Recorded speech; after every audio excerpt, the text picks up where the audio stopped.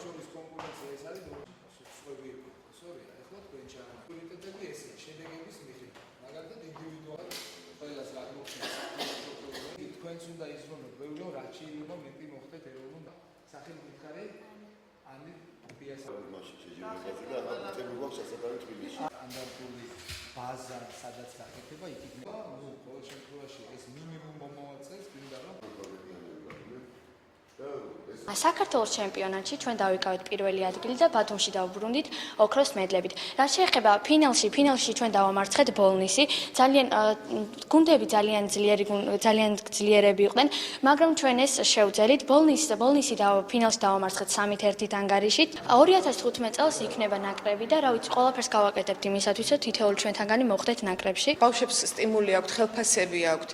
მწვრთნელებიც დაფინანსდნენ, ანუ ხელფასები აქვთ მწვრთნელებსაც. ეს სტიმული ძალიან ბევრს ნიშნავს. ანუ უკვე შედეგებიც მოდის ნელ-ნელა.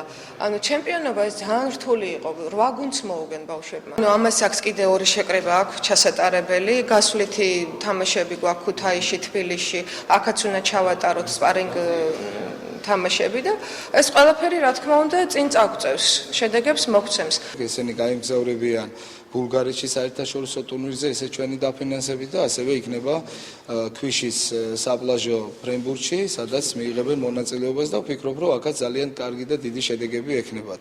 ეს ჩვენთვის არის სტიმული იმისა, რომ საომავლოდ ეს შედეგები უფრო მეტად, რაც უფრო მეტი დიდი შედეგები იქნება, უფრო მეტი ექნებათ მათ დაფინანსება და ხელშეწყობა.